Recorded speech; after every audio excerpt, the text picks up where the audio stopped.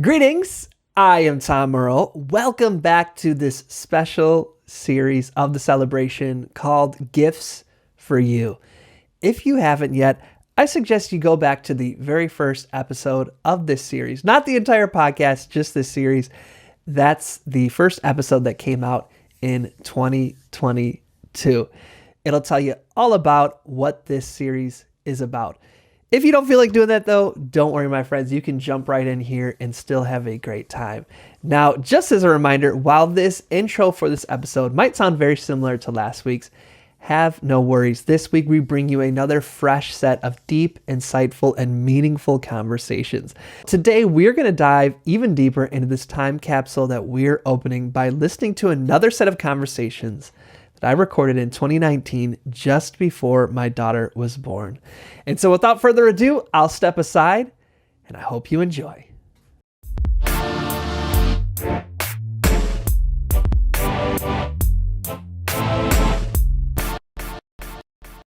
Alex, I want to thank you so much for agreeing to be a part of this. So welcome. Hi, thank you. So why don't you introduce yourself to baby and sharing whatever part of your name you'd like, whether it's just your first, your full, or a nickname, whatever you'd like. But then if you could also share, what does your name mean to you? Of course. Hi, baby. My name is Alex. My full name is Alexandra, and my mom named all of my siblings and I after heroes from Greco-Roman mythology, which has nothing to do with any of my bloodlines, but has always captivated my heart and my mind since I was very little. And so my name is based on Alexander the Great, but in Roman times was used for just any girl that they thought was going to be brave and bold and a lot of big words that I don't know I live up to, and really focused on just being a warrior. And so even though Alexandra is a very feminine name, I am not always very feminine. And so to me, my name is a lot of things. It has almost nothing to do with the fact that a lot of people see me as a girl or that I am viewed as a woman or even a big, brave, strong woman. It has a lot to do with the fact that it is a gift from a family member that I love very much, my mom. And that it reminds me of just so much love and so much care. My mom cared so much about me that she gave this to me. She gave me this whole 9-letter name. It's really, really big. It was the first thing I learned how to spell. I won a spelling bee with it. And she gave it to me to hold, and she said, hey, don't drop this. And so I felt like I never could. But then I learned I could maybe shorten it. I could lighten it a little bit, make it something that was easier for me to carry. And so your parents love you very much. And even if they give you your name and it doesn't always feel like it's the best fit, know that you can probably do the same thing. I don't love know that. If that was good. That was amazing. That was amazing. It's a reminder of why I like to start with that question, because you just never know what's going to come up. So I appreciate that. We live in an interesting time in the year 2020. Yep, that's a word for it. Yes. So this was the year that baby chose to be born into. What would you like to invite them to be aware of or to remember? What would you like a baby being born in 2020 to? What would you like to share with them? Oh, this might sound very dark, but I don't mean it. Okay, I'm just going to say, a baby being born into 2020 should be aware of the fact that the earth will survive human beings, and that is okay. I think we focus very much, and it's very easy in a year like 2020 where human machinations are just everywhere. You can see sort of the world that we've built before us. You can also see where it's starting to crumble a little bit at the base. And so it is very important to remember, even as you grow older, in a world that will definitely be more chaotic, that the earth will survive us, and that is one of the most beautiful things imaginable. But even though human beings may not do for one another the way they should, the earth will always do for herself and her creation, including us, the way that we have earned. Full stop. And that is such a source of comfort. It should be seen as such a source of comfort. And it should also be seen as a reminder to treat people and animals and everything else that is alive with that same respect. I appreciate that. So, baby, I know you're listening right now. Alex, one of the ways or passions that Alex has found, and way that Alex, serves and shares their gifts with the world, is through the studying and facilitation of interfaith. So, Alex, maybe if you could share a little bit what you see interfaith as, and any suggestions, or baby's going to be coming up in a household where daddy's Muslim, mom's Christian, and so maybe there might be some confusion and some joy and all of these kind of things, and any insights or words of wisdom you want to share to someone who's discovering what their faith means to them. Oh wow.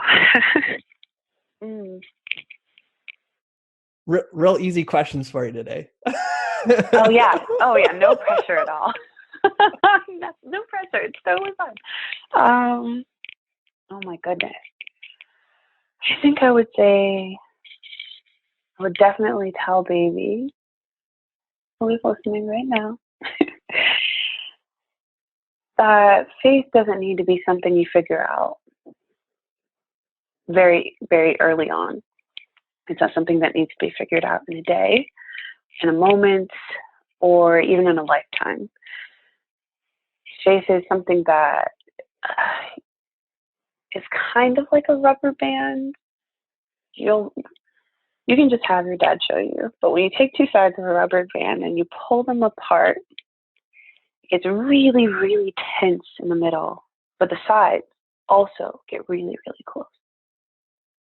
And then sometimes when things go a little bit slack, sides of those rubber bands move farther away from each other. But they're all part of the same circle. So if you just let it sit in your hand, it looks like a rubber band. You can do this with anything, right? Pull it, and the sides touch, pull it tight, and let it go, and the sides drift apart. And so even if you and your journey to faith are connected to a person, maybe your dad, maybe your mom, maybe somebody else in your life, your identity and your being in that faith moves just like that rubber band or that string. Sometimes it will be so tight that you can barely stand it. The spirit, or whatever you want to call it, will come over you and you will feel it. You will feel out of your body. It is beautiful. And there are also times where it will be a little farther away. And the only time you can really, really see it or feel it is through a book or through a hug from your dad at the end of a long day, or through a kiss from your mom, or a favorite song. But it's always there because you're always a part of it. And it never stops. I love that. Thank you so much. You're welcome. You're doing amazing. This is so beautiful. Thank you. You're welcome. So at the beginning, you had started to talk a little bit about your name, and you said people see you as, being a woman, and sometimes though you don't feel that. Could you talk a little bit more about that, and share with baby, the pronouns you use and why, and anything around that you're comfortable sharing. Absolutely. I think let's start with basics, and then I'll probably get lost talking about it. So that'll be a lot of fun. So, baby, my pronouns are they, them. When I walk into space, people don't say Mr. Alex. They don't say Mrs. Alex. They say Mix Alex. Pronounced like the word mix, like Chex Mix, kind of cool. And that's because I identify as both gender neutral and non-binary. That means that she and he are like pants that you grew out of when you were 6 months old, 7 years old. Imagine trying to go put those on, and they don't fit. That's what the word she and he feel like to me. And so I use the pronouns they, them, because I see my gender as outside of that binary. It's really, really hard for me to settle on what that should mean or where I should fall. Hopefully by the time you're older, or even by the time you're listening, I'm optimistic. People will be better about that respect. I chose to identify as they, them, because I felt in my heart that the societal explanation for what makes a woman and what makes a man not satisfying enough to me. And so for me, it feels as though I'm demanding more of the people around me, of the institutions that built me, and of the infrastructure that continues to guide me. I use they, them pronouns because it makes people think about the way they are talking to me, and in turn will make people think about the way they talk to others. It can be really hard figuring this out. I think I've said that at least twice, but it is true. Some days you're going to feel like, I don't even know. And that's okay. I think it's very nebulous. And I mean that like a nebula. Just this really fertile ground that gives way to such big ideas and tons of beauty in ways that you can't even imagine. And all that's required is that you walk into the space, into the world,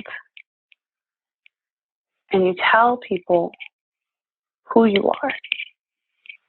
And that could be as a woman or as a man or as anything in between. All of that is part of the nebula. And all of it is fertile ground. I love that. What a blessing that already my child has you in their life. So I want to thank you for that. Two more questions, if that's okay. Okay. How you doing? Yeah, that is. Okay. I'm doing great.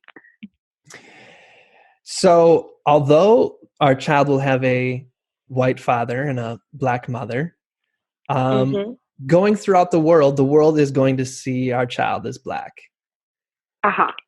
So do you have any advice, words of wisdom, reminders, any Black Power invitations that you'd like to share with our child growing up in America as someone who's Black? Yeah. To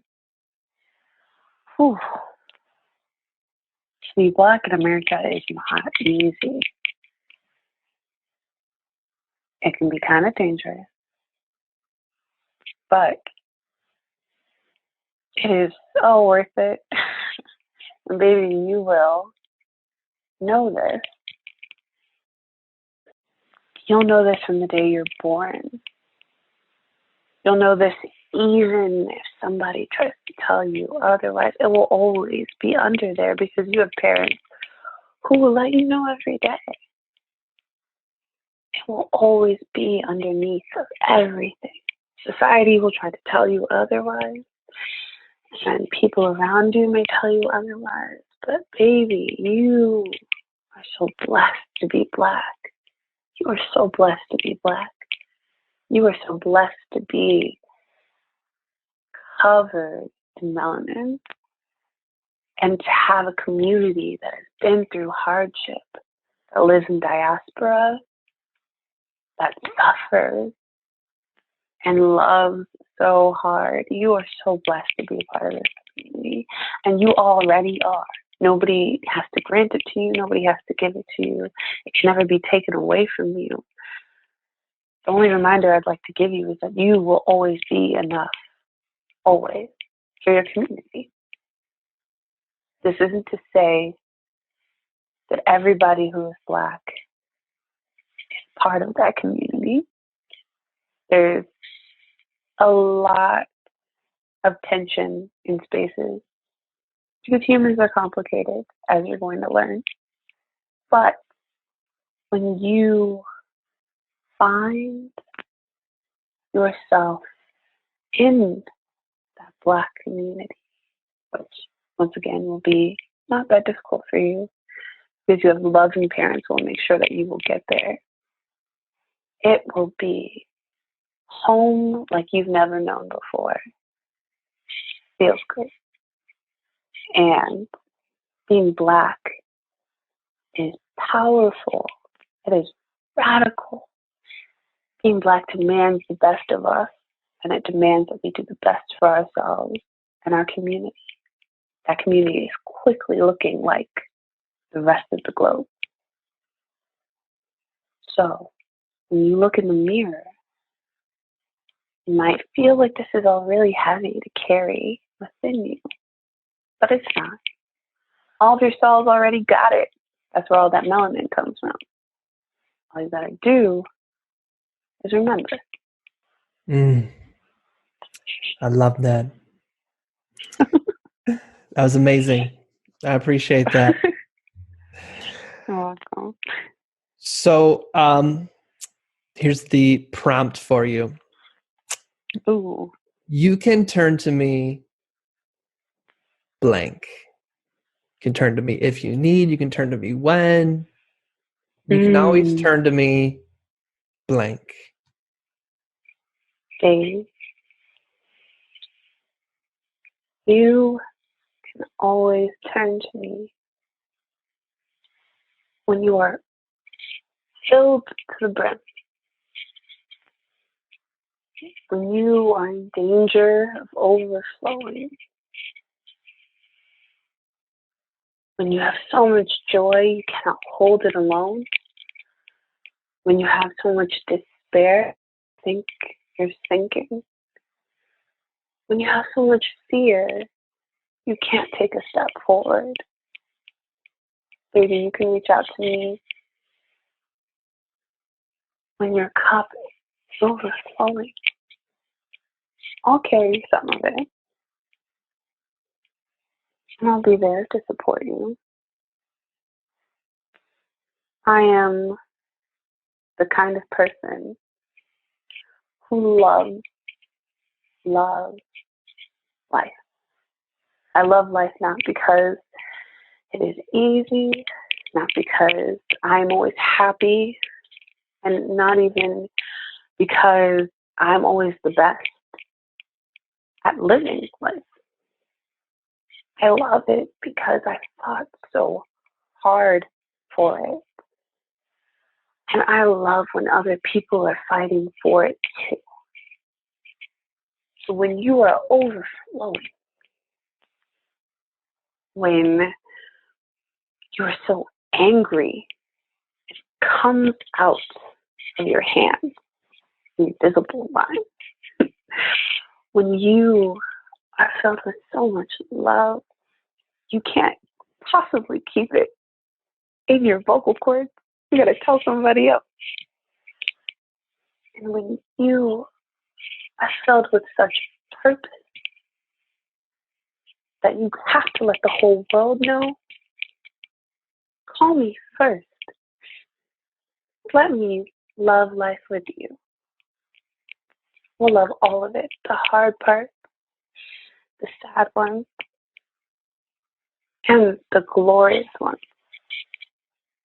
Turn to me, Nika. I love that. Thank you. You're welcome. Last question, as I end everything with. What's your invitation to baby? What would you like to invite them to do, to be, to consider, to think about? What's your invitation? Oh my gosh. Well, I think I would like to put forth for consideration to baby the importance of listening. The importance of listening.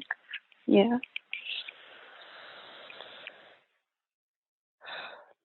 I am just now getting to a point in my life where I realize how important it is to listen to my elders, specifically. My grandparents are some of the most amazing people with the most interesting lives. The way they tell it, they haven't done anything but had 2 kids, raised them, worked their careers, retired. But when I sat down and listened to them, all of the things they skipped in between, I couldn't believe my ears. And as I become more aware of time and of my own relationship to it, I think I find more solace and strength in listening to people I love who are older than me. Not listening to them to obey or to have them tell me what to do. I don't mean listen the way that a school teacher might mean listen. I mean, I just like to hear them talk. I love their stories. And I'd urge you to consider doing the same thing. Listen to people around you. Listen to your mom, your dad. They both have brilliant stories. And listen to them like they're not just mom and dad. Listen to them because they're beautiful. All of the experiences that people live are beautiful. And I think it's important to hear other people talk about it. And it might make you feel better too. Thank you so very, very much, Alex. I'm so grateful that you're a part of my family's world and that my child can reach out to you as part of their community. So thank you. Oh, you're welcome. I'm so excited for you guys. Same here. Oh, wonderful. Jessica, I want to thank you so much for being a part of this. It really means the world to me that you're here. So thank you. My pleasure. Thank you for the invitation. So if we could start, if you could introduce yourself to baby by sharing your name and what your name means to you, or a story about your name, or anything that comes up for you around your name. Hello, baby. My name is Jessica, and I can never retain what my name actually means. So I decided that what I would like my name to mean is friend. And so the funny story around my name is when I was growing up, it was spelled Yesica. But in my birth certificate is spelled Jessica. So for the first 13 plus years of my life, I spelled my name Jessica, which in Spanish sounds fine, but when folks try to read it in English, it's like Jessica, which is how I realized that I had a different way of spelling my name. So that's a different story about how my name came about for me. That's awesome. Right. All the icebreakers we've done together, I don't think I knew that. Look at that. Yeah. Did you ever see me write Jessica, Yesica on everything? I think I've seen it, but I don't think I connected it. You know, I'm not a details person. Yeah, well, that's where it came from. So there's a lot of reasons why I wanted you to be a part of this. One, I think it's helpful for baby to meet people who have really shaped who I am, and for baby to just meet people who are amazing people to have as part of their community. One of the things I wanted to start off with is you have maybe it's changed, but since when I was able to be in your space, there was a life model or a goal in life that you lived by. I was wondering if you could share that and what it means to you. Yes, I still have a personal life motto, mantra, which is love without fear. And what it means to me is an invitation to walk in life, remembering the things that I want to honor, which are the things that are, for me, connected to love. In my personal faith practice and belief, love is something that's greater than myself. Love is God. And so when I think about love without fear, I am inviting myself to acknowledge that there's going to be things in my life that cause me to feel afraid or anxious, cause me to pull away. And it's not saying that I want to eliminate those things from my life or that I want to ignore them, but I am inviting myself and those in my space to seek love first, to seek that which is greater than ourselves, that produces something good and pure and wholesome, and not make fear the driver in our path, in our journey. And so to be channeling that, in a lot of the work that I have chosen to do, people are oftentimes afraid of what they don't know. They're probably sometimes knowingly and unknowingly pushing others away because of what that fear does, and we allow it to. And so love without fear invites me or an opportunity to remind ourselves that there's something greater than that. And so for some of us, it might be love. For others, it might be joy, it might be happiness. And the goal is to connect that first, to bring that aspect to the forefront, and not allow the fears and all of the feelings associated with that pie chart to rule our experience and our participation in each other's world. And you had mentioned the work that you do. What is it that the calling that you serve?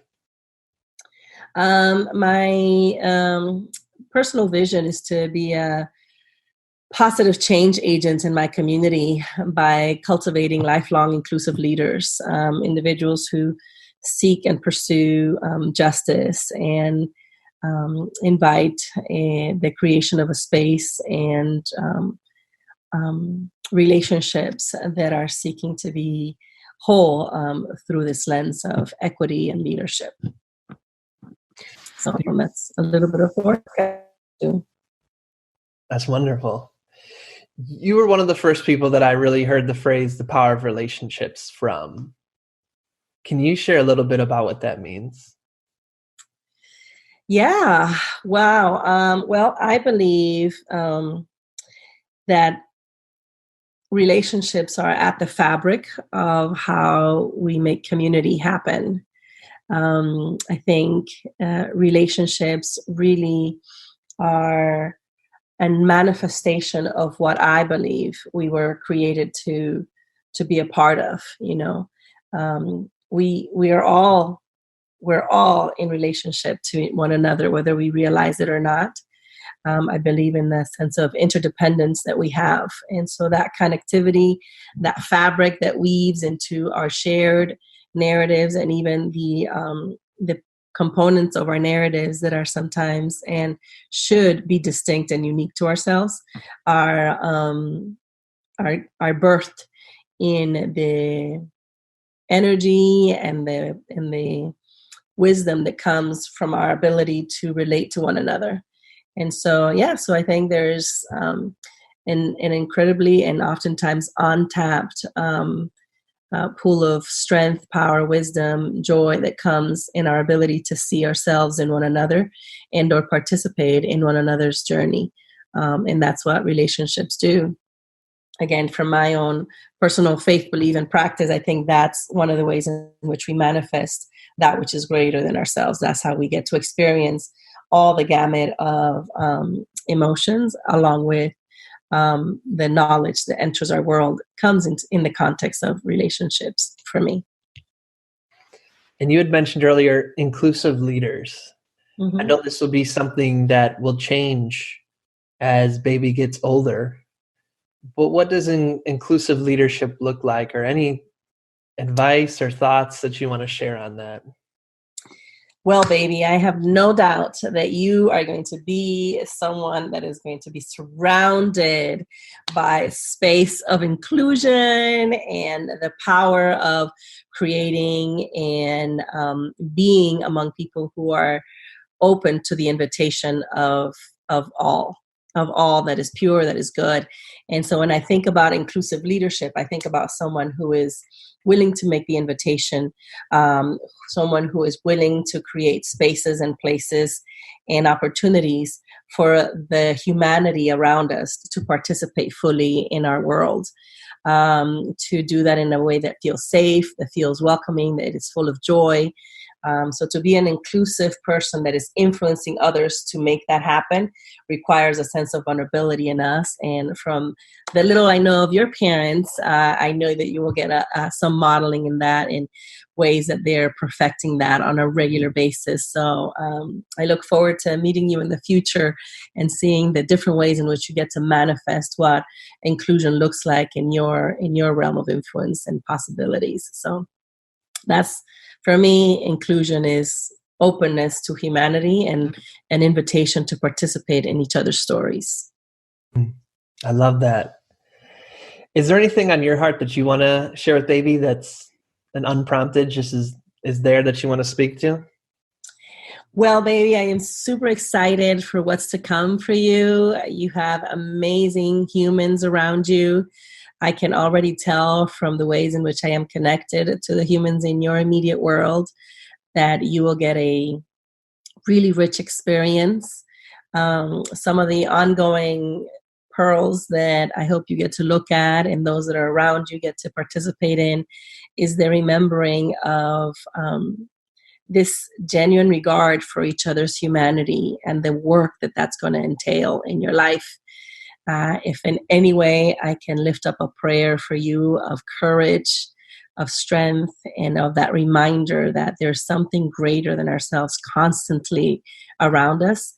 And if you keep looking up for it, if you keep looking around for it, it will find you. So don't lose heart, speak your mind, share your voice, and connect to those around you, because there is power, there's love, and there's strength in this wonderful experience called community and relationships. So love without fear. Seas bendecida, bendecido, and may you continue to grow in love. I mean, thank you for that. Do you want to share any embarrassing or stories of young Tom Earl that baby might appreciate having in their back pocket? Well, baby, I love to share many, but one that always comes to mind, and I'm sure you'll hear, at least from the world, in my world, is how, what's the term you're using to describe yourself? Are you going by dad, pops, do you know, or are you letting baby define that? We can go with dad for now. Dad for now? Okay, great. In part of my practice, I've been engaging with a lot of folks who just self-define that differently, and they don't always use the same labels. So dad Tom here, when I met, dad was very much a continues to be a very loving person. But the story that comes to mind that I want to share with you is when Dad used to have only eat fruit, right? Has anybody shared this story yet? Our watermelon story? No. Okay, great. Well, so Dad loved eating fruits. Dad got all Dad's sustenance from fruits. And so when Dad was working with me, it was very common. Which pronouns do you use, Tom? He and him.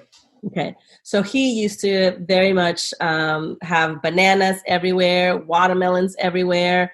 And one of the first experience where I had to bring your dad to a large space, he came in with large cases of bananas. And everybody around me was like, what is happening? Well, this was one of my first introductions to how to, be a part of your dad's world. Then fast forward, your dad was doing incredible work in the community. People were just really excited and engaged. But this fruit thing was very fascinating for people around us. And then your dad was working in a for-profit space with us. So he oftentimes walked around barefooted, which is a very non-traditional thing to do in the spaces we were working. And he was walking around with cases of bananas and watermelons.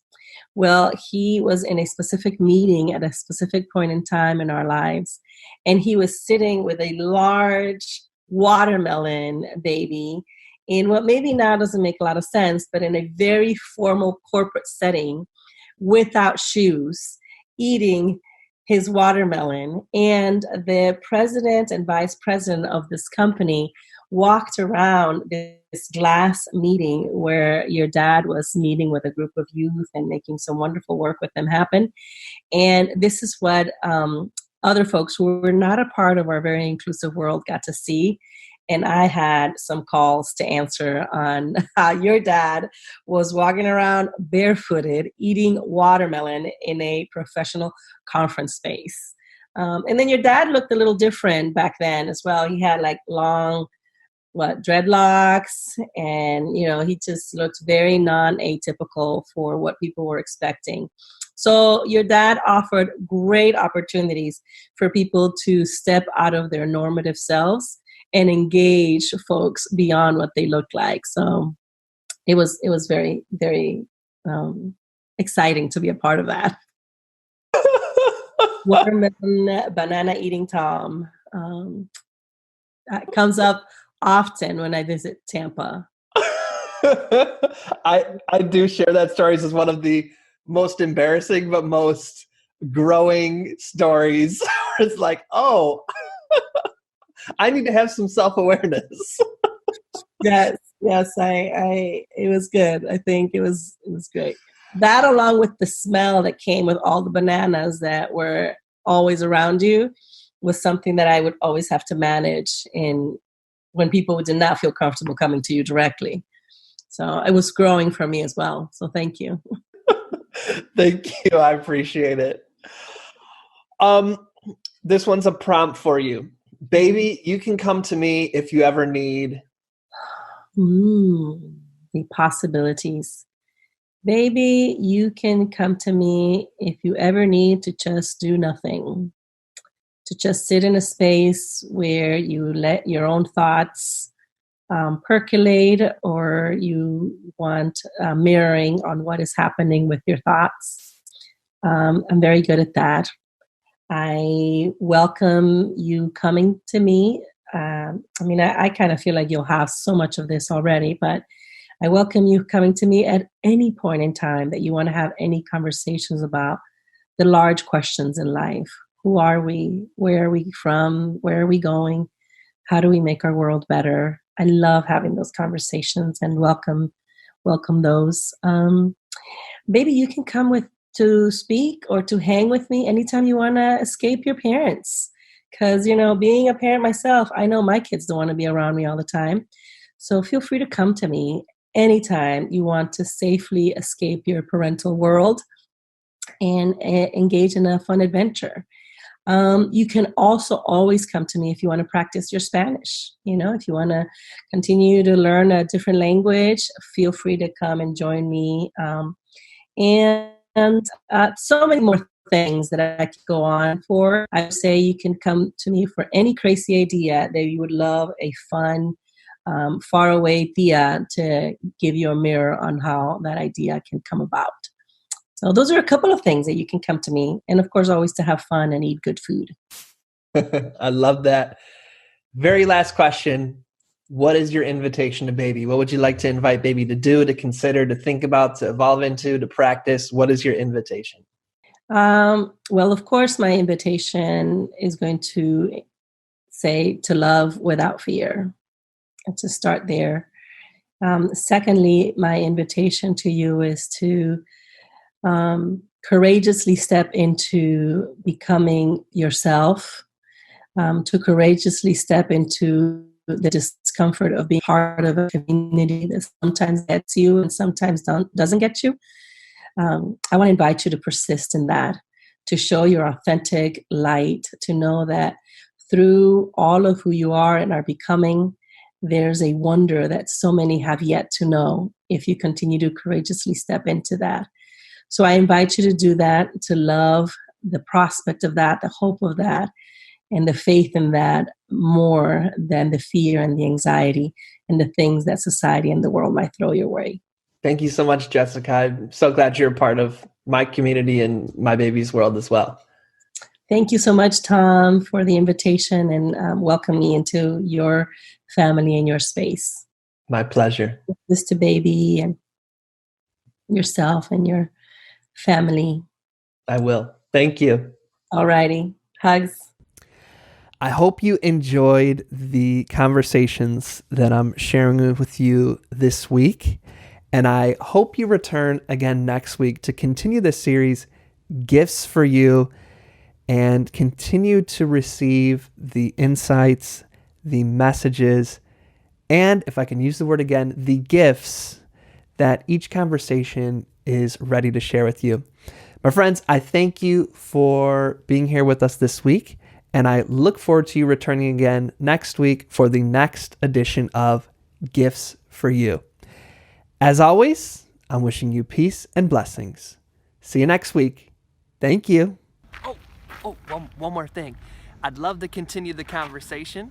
Feel free to join me at tomearl.com/join. Subscribe below, or let's connect on social media. Tom Earl Artist. Thanks again for watching.